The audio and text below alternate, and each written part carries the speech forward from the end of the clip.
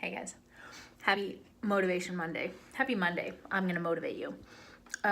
So I was reading a blog, and the blog tells the narrative of a little boy who gets picked on all the time because he's not very athletic and he's not very smart. I mean, it specifically mentions that he can't swim and he can't do his multiplication tables. But then one day, his uncle, who happens to be a Navy SEAL, visits him, and they go through this like rigorous training, and his uncle teaches him how to be a man. And then one day the kid does 4 pull-ups, like out of nowhere, 4. And the kid is celebrating and he's so happy, and the uncle is happy, but he's not celebrating. Why? Because the goal was 10. So even though the kid got 4, having never done any, the goal was 10. So the uncle is essentially like, it's good, but the job's not done. Don't start celebrating too early. So that is the premise of today's Motivation Monday. I heard a quote yesterday, and it says, consistency trumps intensity. And I truly believe in that for a number of reasons. First of all, you can burn out very quickly.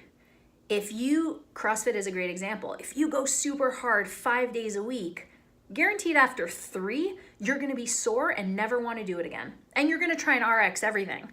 Other than the snatch, because that's pretty hard to learn. So maybe just do a med ball clean. Anyway, you can't just go balls to the wall at something you're not too familiar with right away. However, if you plug away at CrossFit, let's say 3 or 4 days a week to start and scale the movements you don't know, you're going to be in CrossFit 1 or 2 years from now. But if you go all out and you get injured or you get frustrated because you don't understand what everyone is talking about, you're going to burn out.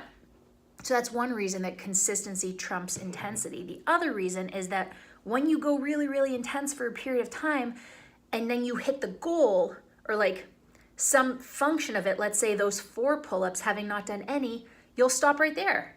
If you have a goal to reach like 20 and you cut carbs right away and you drop 7 pounds in the first week, you're like, wow, I dropped 7 pounds in the first week. You know what? I'm going to coast a little bit. That was a pretty solid job. Well done, self.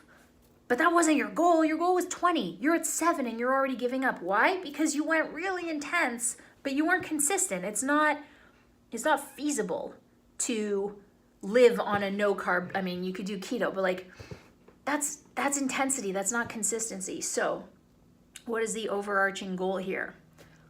Don't celebrate too early. I am all for small goals or even one big goal at the end, but then little goals leading up to it. But don't start celebrating just because you lost 2 pounds this week. If you want to lose 20, you still have a ways to go, my friend. So I'm not here to discourage you, but I'm reminding you to keep in mind that there's a bigger picture here.